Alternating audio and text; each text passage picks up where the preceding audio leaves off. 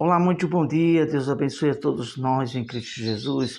Aqui estamos com mais uma meditação na Palavra de Deus, neste canal, a Palavra Luz da Verdade, trazendo ensinamento para casais, para a família, de salvação, assuntos de ordens espirituais, de discernimentos espirituais, o combate à heresia, a falsos ensinos, aquilo que Deus nos direciona.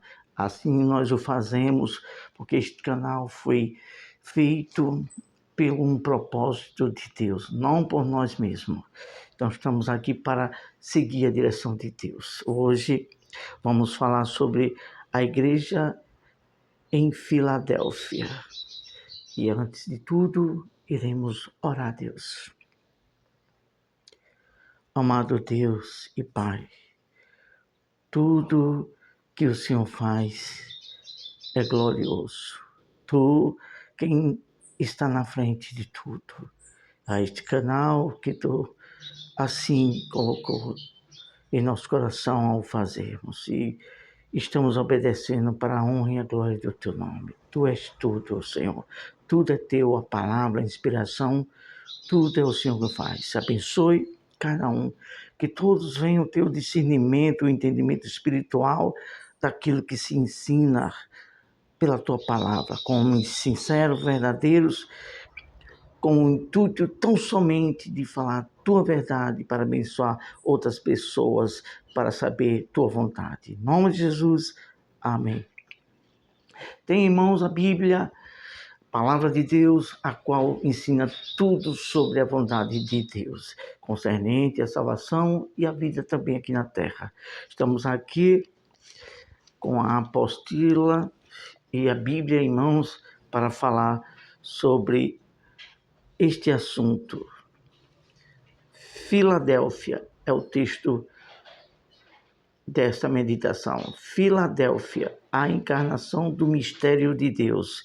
Filadélfia era uma igreja que estava situada ali na Oceania, próximo das regiões da Grécia.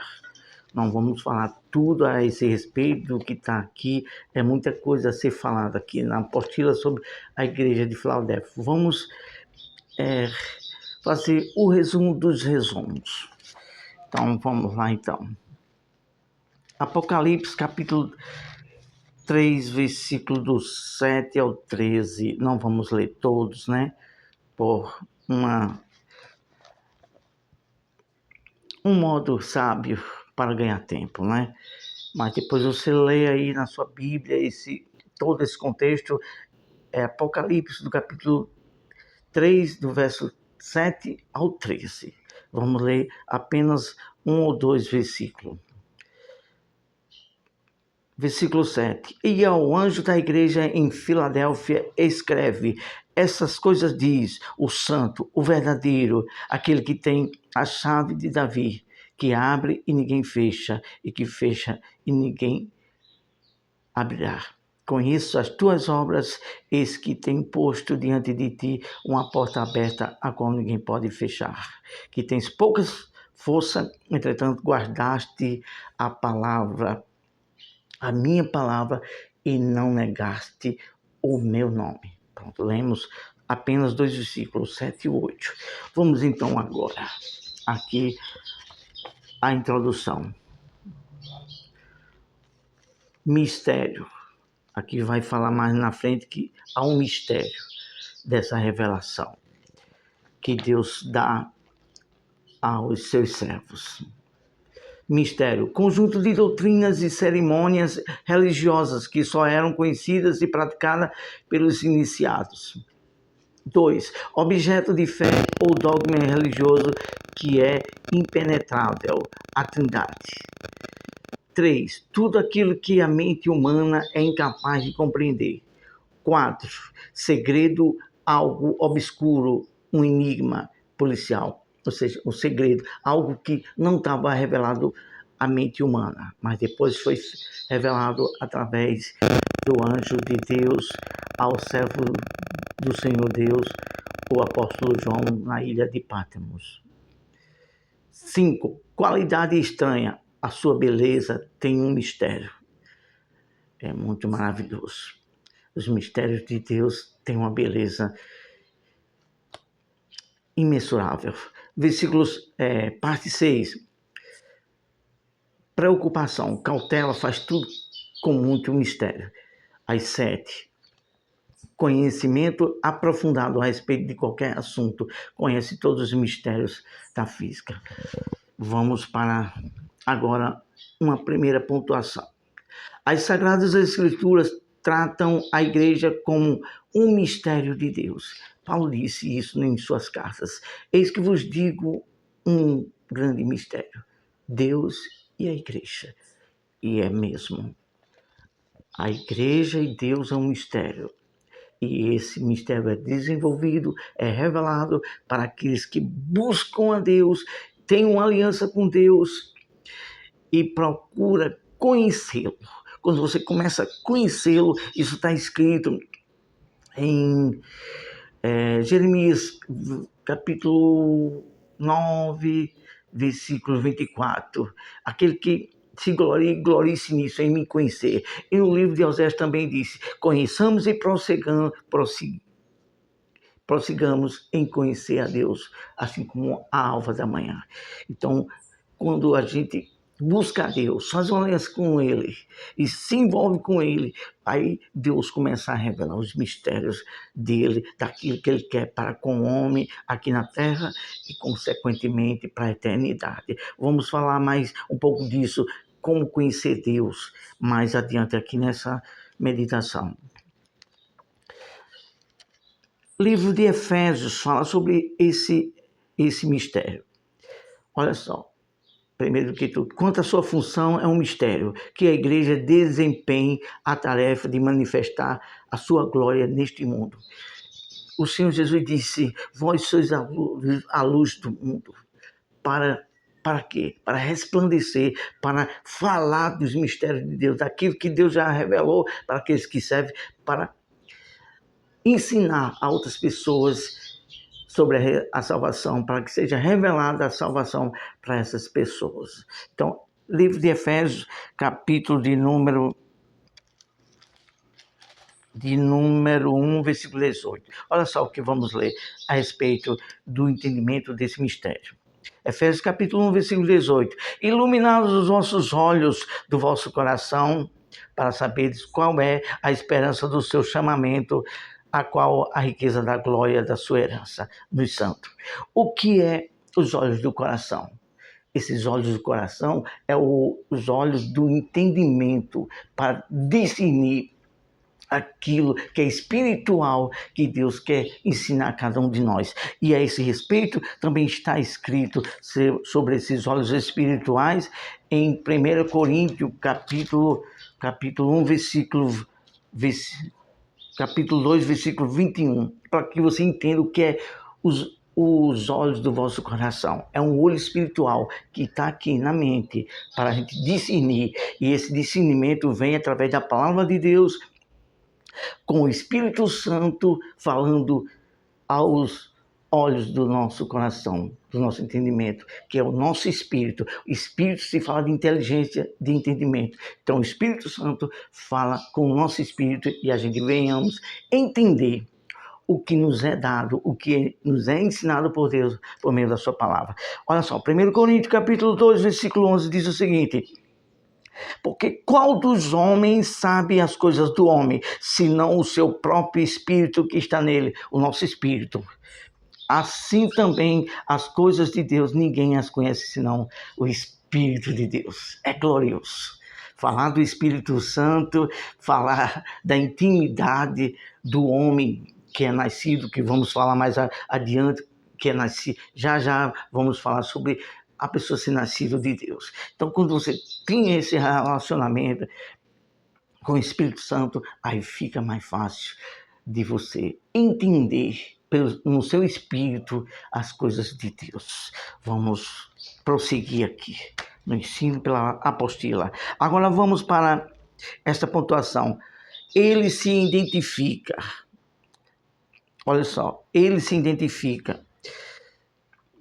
Diz o seguinte: ele se apresenta como distinto do homem. Quem? Deus. Deus se apresenta como um Deus supremo, o soberano, o ser espiritual. Olha só, há uma necessidade de distinguir entre Deus e sua criação. Kennedy Hinn ensinou em dezembro de 1977 em seu jornal Palavra da Fé, que quando o homem nasce de novo, ele toma sobre si a natureza divina e torna-se não semelhante, mas igual, exatamente igual à natureza de Deus. A única diferença entre o homem e Deus torna-se a magnitude. Deus é infinitamente divino e nós, seres humanos, ainda finitamente divinos.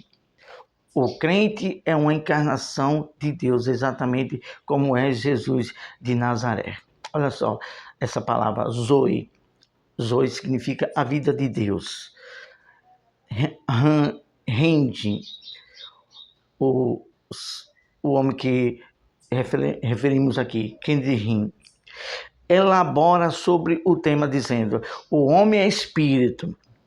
Como temos falado aqui em nossa meditação, está escrito na palavra de Deus também que somos feitos corpo, alma e espírito. Aí aqui esse comentador diz assim: o homem é espírito. Sabemos que o homem é da mesma categoria com Deus, porque Deus é espírito. A promessa que seríamos como Deus partiu da semente. A serpente que enganou o homem. Ó, se você comer desse fruto, você vai ser semelhante a Deus. Você vai conhecer tudo igual a Deus. Ludibriou, é um engano, porque já estava escrito que nós, como fomos feitos em imagem e semelhança de Deus. Então, o diabo incita o ser humano para ir de contra a lei de Deus. Para que o diabo faz isso? Ludibriando, dizendo mentira para a pessoa crer como verdade. Para transgredir a lei de Deus e assim perder a semelhança de Deus, sair da presença de Deus. É isso que o inimigo de nossas almas tenta. A gente tem que ficar muito atento para viver no temor dos mandamentos de Deus e para não sair, porque aí poderíamos correr um risco de perder a semelhança de Deus e sair da presença de Deus. Continuando. Deus sempre se mostrou distinto e totalmente separado da raça humana. Criação sua, mas não extensão de seu ser.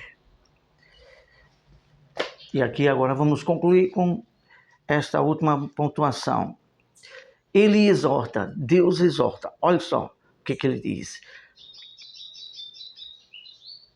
Conserva o que tens. O que é que eu e você tem? Para conservar o que é eterno, que estará ou não na eternidade com Deus. A nossa alma. O espírito torna para Deus, o corpo se torna para o pó, mas nossa alma é o nosso bem maior. E a gente tem que cuidar dela como, com a obediência a Deus, salvaremos a nossa alma. Continuando. A salvação não é alguma coisa estática. Compõe-se de relacionamento com Deus. Pode ser perdida à medida que se perde o relacionamento. Aqui terminamos com as seguintes palavras.